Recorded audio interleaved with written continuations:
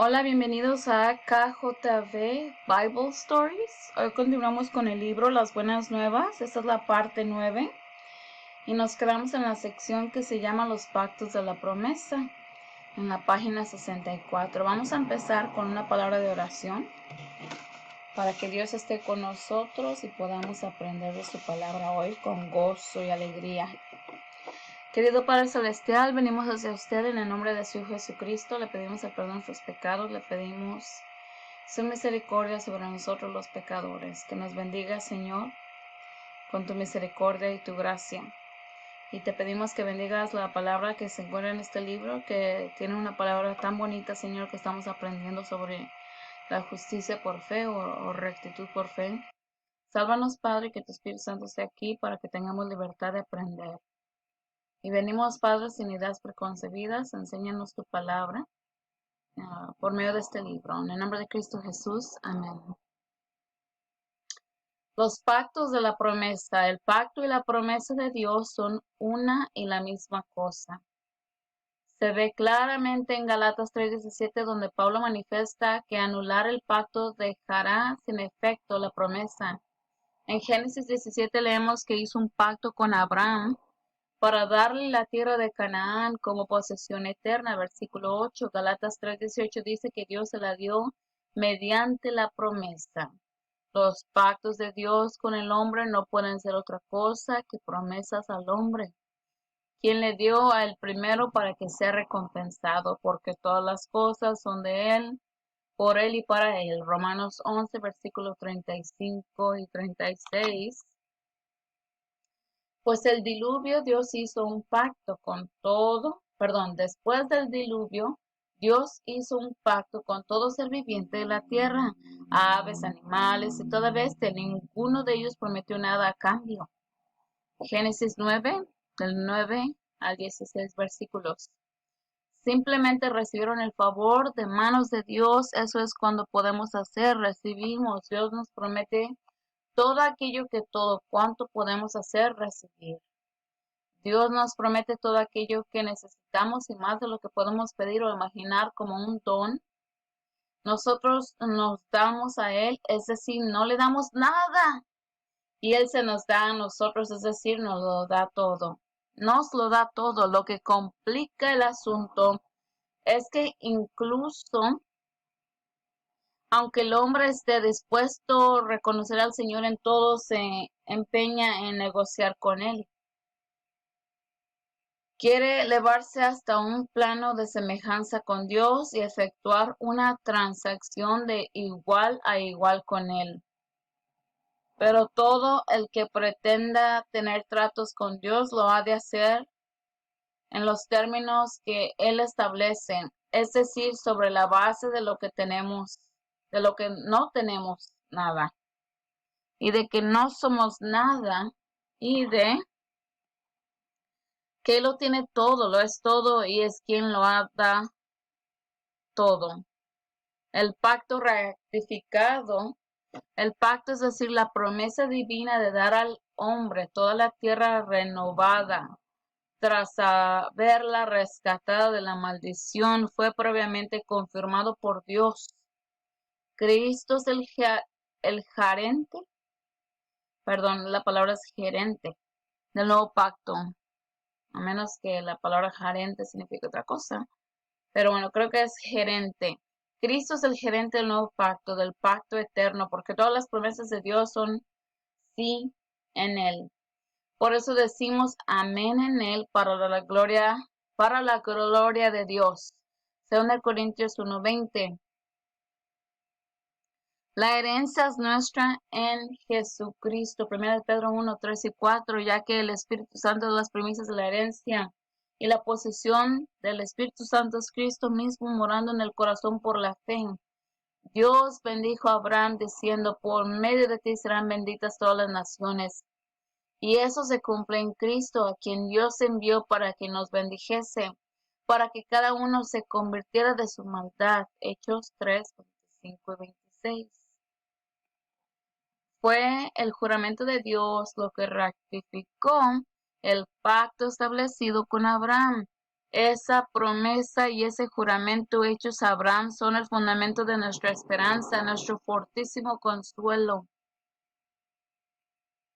Me voy a tomar un descansito a leer los versículos. Creo que aquí los podemos ver, ¿verdad? Bien claro, entonces, ¿para qué los leo? Son una segura y firme ancla, porque el juramento establece a Cristo como la garantía, la seguridad, y Cristo está siempre vivo. Sostiene todas las cosas con su poderosa palabra. Todas las cosas subsisten en él. Por eso, cuando Dios quiso mostrar a los herederos de la promesa la inmutabilidad de su propósito, interpuso un juramento, Hebreos 6:17, en que no, no lo iba a leer. En él radica nuestro consuelo y esperanza de escapar y guardarnos del pecado. Cristo puso como garantía su propia existencia y con ella la de todo el universo para nuestra salvación. ¿Puedes imaginar un fundamento más firme para nuestra esperanza que el de su poderosa palabra?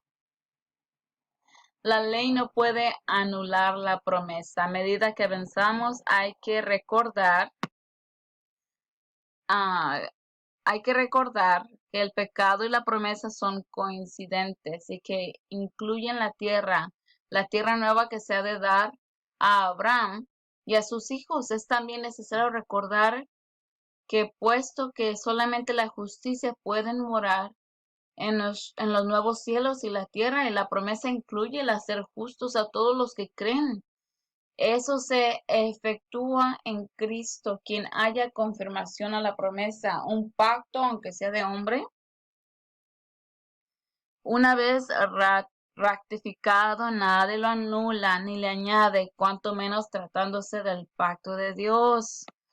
Por lo tanto, puesto que se nos ha dado seguridad de la justicia eterna mediante el pacto hecho con Abraham, que fue confirmado en Cristo por el juramento de Dios, es imposible que la ley proclamada 430 años más tarde pudiese introducir ningún elemento nuevo.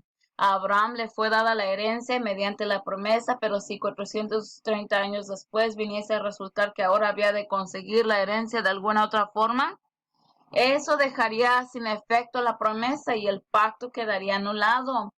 Por eso implicaría la disolución del gobierno de Dios, el final de su existencia, puesto que Él puso su misma existencia como prenda o garantía de lo que daría a Abraham y a su simiente la herencia y la justicia requerida para poseerla, porque no fue por la ley como Abraham y sus descendientes recibieron la promesa de que serían herederos del mundo, sino por la justicia que viene por la fe. Romanos 4:13, el Evangelio fue tan pleno y completo en los días de Abraham como siempre lo haya sido o pueda llegar a serlo. Tras el juramento de Dios a Abraham, no es posible hacer adición o cambio alguno a sus provisiones o condiciones. No es posible restarle nada a la forma en la que entonces existía, y nada puede ser requerido del hombre alguno que no fuese igualmente de Abraham. Galatas 3:19. Entonces, ¿para qué sirve la ley? Fue dada por causa de las transgresiones, hasta que viniera el descendiente a quien se refiere la promesa. La ley fue promulgada por ángeles por medio de un mediador. ¿Para qué sirve la ley? El apóstol Pablo hace esta pregunta a fin de poder mostrar de la forma más enfática el papel de la ley en el Evangelio. La pregunta es muy lógica, puesto que la herencia viene enteramente por la promesa y un pacto que ha sido confirmado no puede ser alterado. No se le puede añadir ni quitar nada. ¿Cuál fue el objeto de enviar la ley 430 años después? ¿Para qué sirve la ley? ¿Qué hace aquí? ¿Qué papel desempeña? Fue dada por causa de las transgresiones. Hay que entender con claridad que la promulgación de la ley en Sinaí no fue el principio de su existencia. Existía en los días de Abraham, y éste la obedeció. Génesis 26:5 existía antes de ser pronunciada en el Sinaí. Éxodo 16, 1 al 4. Versículos 27 y 28, fue dada en el sentido de que en el Sinaí se la proclamó de forma explícita, en extenso, por causa de las transgresiones. La ley vino para que se agrandara el pecado. Romanos 5:20. En otras palabras, para que el mandamiento se viera la malignidad del pecado. Romanos 7:17. Fue promulgada bajo las circunstancias de la más terrible majestad como una advertencia a los hijos de Israel de que mediante su incredulidad estaban en peligro de perder la herencia prometida. A diferencia de Abraham, no creyeron al Señor y todo lo que no procede de la fe es pecado. Romanos 14:13. Pero la herencia había sido prometida por la justicia que viene por la fe. Por lo tanto, los judíos incrédulos no podían recibirla. Así pues, la ley les fue dada para convencerlos de que carecían, les faltaba, necesitaban, carecían de la justicia necesaria para poseer la herencia. Si bien la justicia no viene por la ley, ha de estar respaldada, atestiguada, Nuevo Testamento, versión internacional, por la ley. Romanos 3:21, resumiendo, se les dijo la ley para que viesen que no tenían fe y que por lo tanto no eran verdaderos hijos de Abraham y estaban en camino de perder la herencia. Dios había puesto su ley en sus corazones de ellos, tal como había hecho con Abraham, en caso de que hubiesen creído como lo hizo este. Pero dado que habían dejado de creer y sin embargo mantenían aún la pretensión de ser herederos de la promesa, era necesario mostrarles de la forma más contundente que la incredulidad es pecado. La ley fue dada por causa de las transgresiones, o lo que es lo mismo, a causa de la incredulidad del pueblo.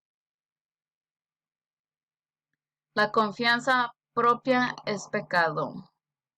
El pueblo de Israel estaba lleno de confianza propia y de incredulidad hacia Dios, como demostraron en su murmuración contra la dirección divina. Y por su seguridad de poder realizar todo lo que Dios requería, de poder cumplir sus promesas, manifestaban el mismo espíritu que sus descendientes, quienes preguntaron: ¿qué haremos para realizar las obras de Dios?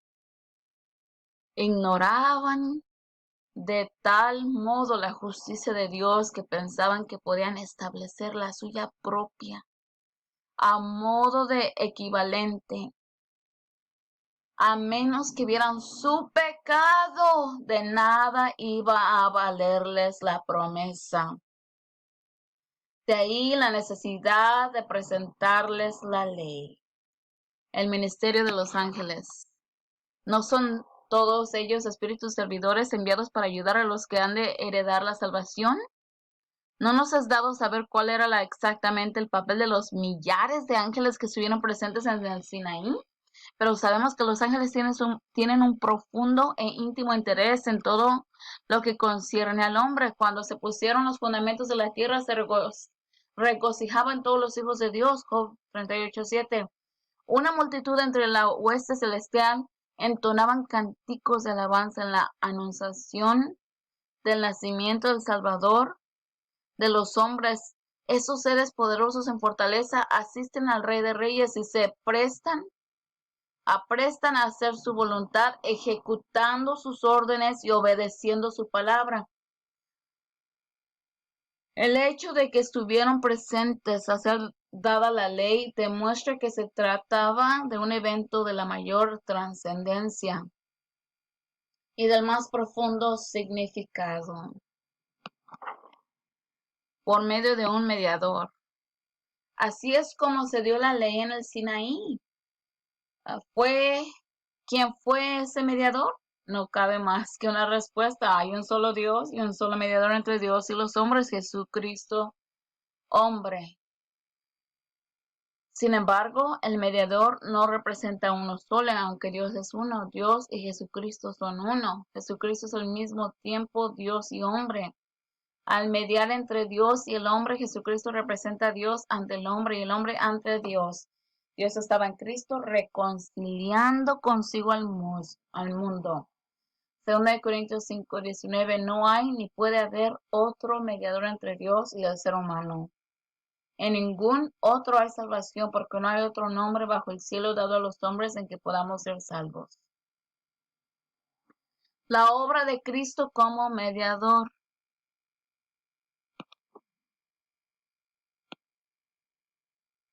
El hombre se ha extraviado de Dios y se ha rebelado contra él. Todos nos descarriamos como ovejas. Isaías 53:6. Nuestras iniquidades nos han apartado de nuestro Dios. Isaías 59:1 y 2. La inclinación de la carne es contraria a Dios y no se sujeta a la ley de Dios, ni tampoco puede. Romanos 8:7. Cristo vino a fin de destruir la enemistad y reconciliarnos con Dios.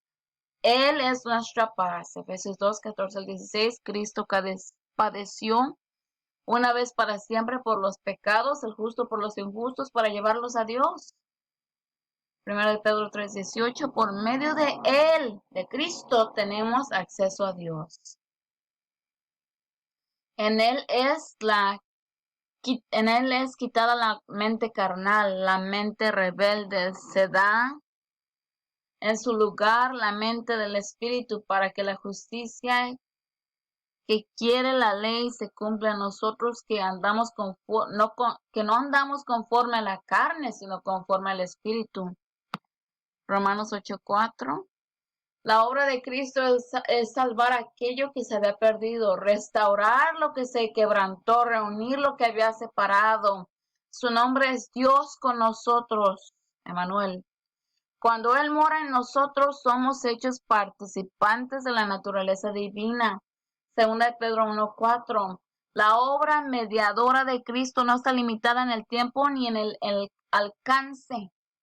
Ser mediador significa más que ser intercedor. Cristo era mediador antes de que el pecado entrara en el mundo y será mediador cuando el pecado no exista más en el universo y no haya necesidad alguna del perdón. Todas las cosas subsisten en Él, es la misma imagen del Dios invisible. Él es la vida, solo en Él y por medio de Él fluye la vida de Dios a toda creación. Por lo tanto, Él es el medio, el mediador, la manera por la que la luz de vida alumbra el universo.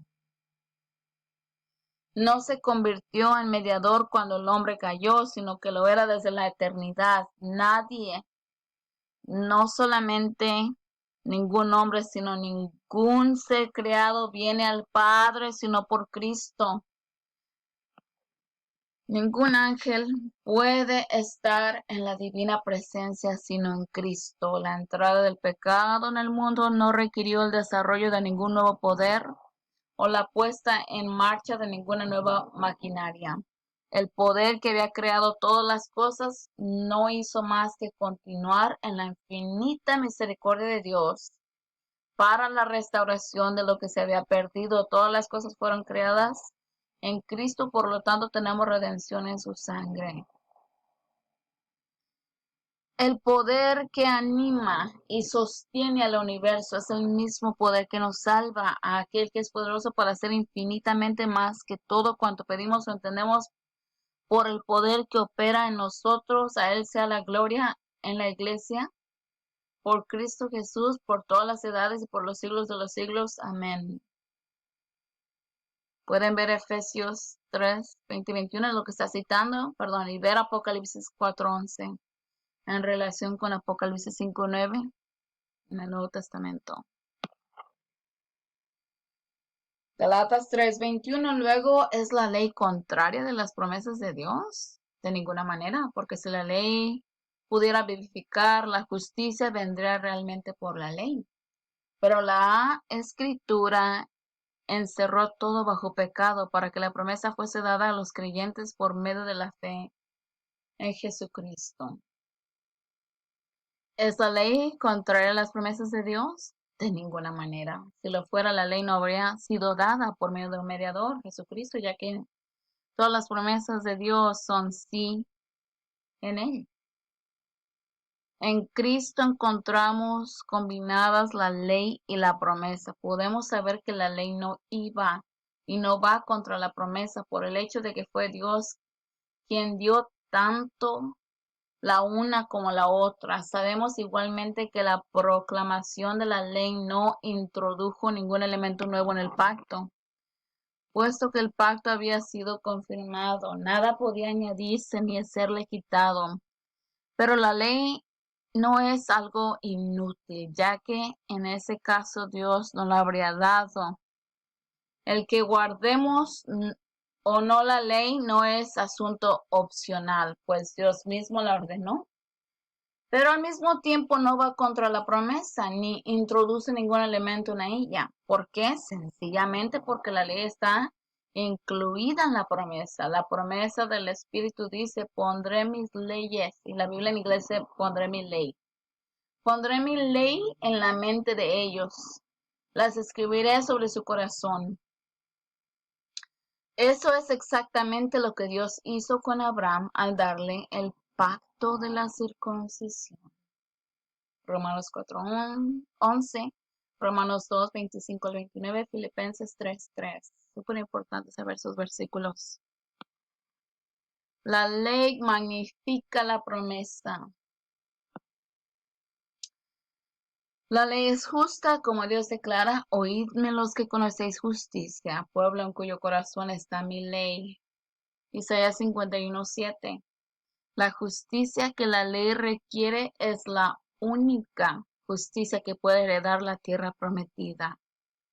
Se la obtiene no por las obras de la ley, sino por la fe. La justicia de la ley no se obtiene mediante esfuerzos por guardar la ley, sino por fe. Romanos 9, versículo 30 y 32. Por lo tanto, cuanto mayor sea la justicia que la ley requiere, más engrandecida resulta la promesa de Dios, pues Él ha prometido dar esa justicia a todos los que creen. Sí, lo ha jurado. Por lo tanto, cuando fue dada la ley en el Sinaí, en medio del fuego, la nube y la oscuridad, con potente voz, con sonido de trompeta de Dios, con temblor de tierra ante la presencia del Señor y sus santos ángeles, se mostró la inefable grandeza y majestad de la ley de Dios. Para todo aquel que recordase el juramento de Dios a Abraham, fue una revelación de la sobrecogedora grandeza de la promesa de Dios, puesto que juró que daría toda la justicia que la ley demanda a quien quiera que confiese en él. Amén. La voz atronadora con la que se pronunció la ley fue la misma que en las cimas de las montañas proclamó las buenas nuevas de la gracia salvadora de Dios. Isaías 49, los preceptos de Dios son promesas. No puede ser de otra manera, pues Él sabe que no tenemos poder alguno. Todo lo que el Señor requiere, Él mismo lo da.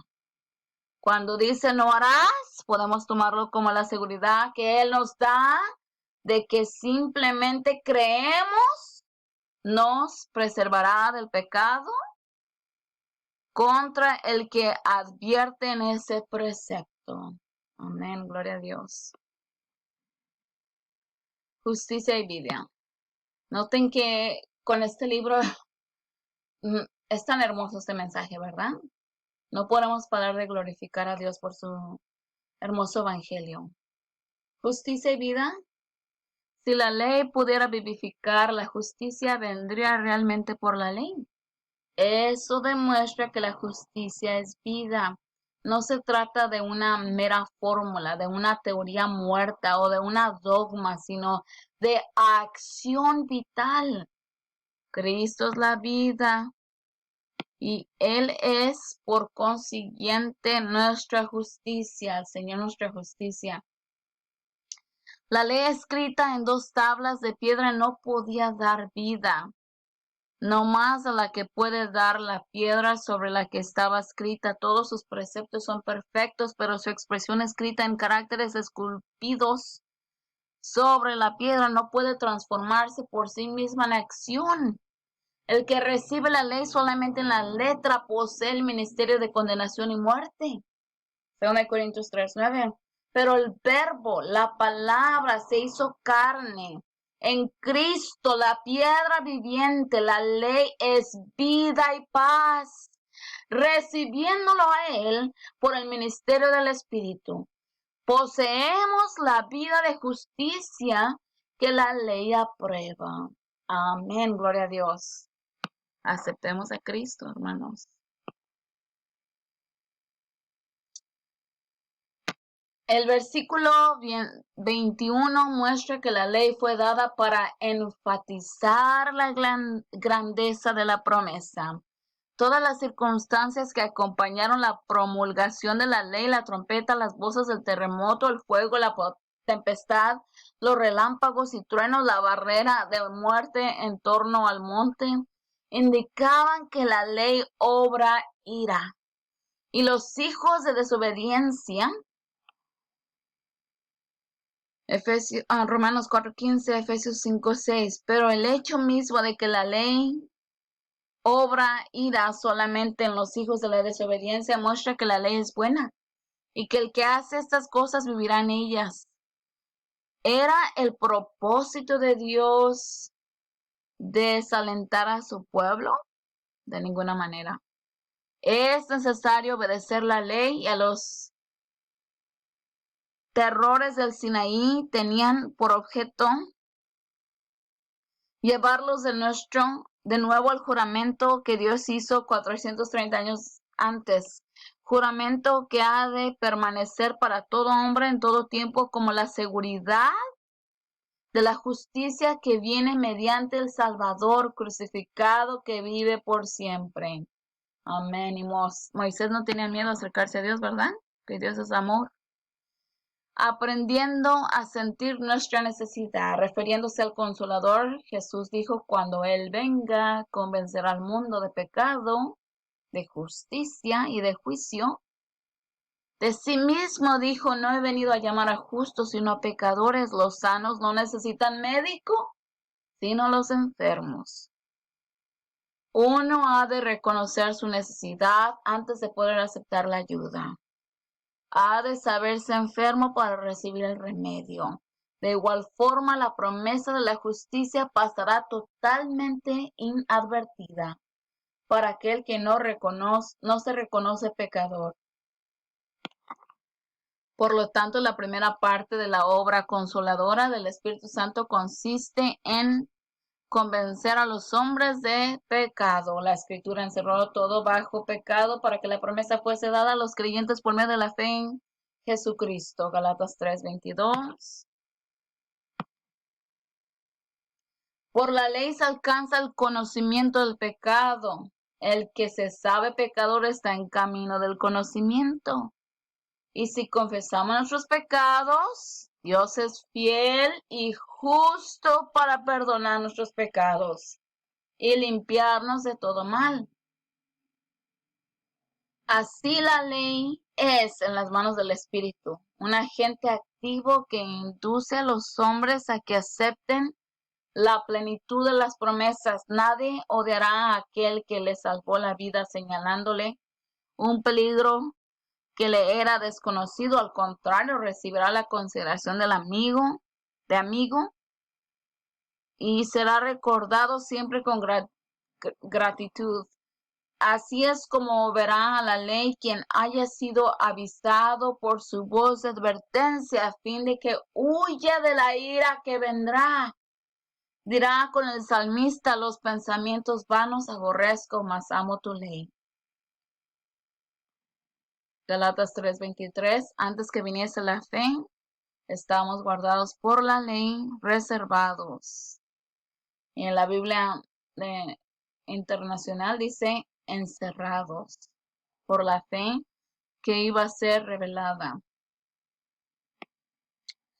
Observa la similitud entre los versículos 8 y 22. Pero la Escritura encerró todo bajo pecado para que la promesa fuese dada a los creyentes por medio de la fe en Jesucristo. Versículo 22. La Escritura, preveniendo que Dios justificaría a los gentiles por la fe, de antemano anunció el Evangelio a Abraham al decirle, por medio de ti serán benditas todas las naciones.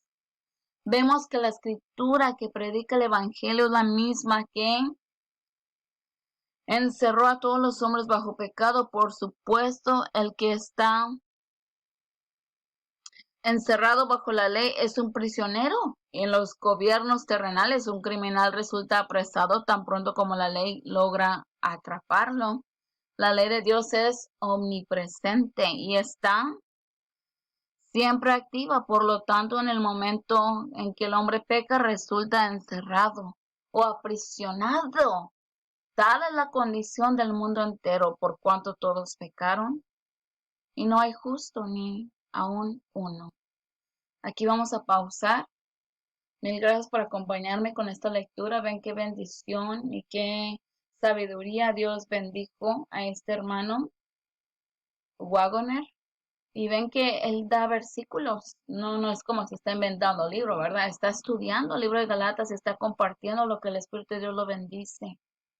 Así que por favor, les pido un gran favor que compartan los videos para que la gente sepa y sean libres, que seamos libres de la iniquidad y que Cristo nos salve. Querido Padre Celestial, gracias por su misericordia y su amor. Sálvanos, Padre, gracias por tu palabra. Sálvanos del encerramiento del pecado. En el nombre de Cristo Jesús. Amén. Nos vemos para la próxima. Dios les bendiga.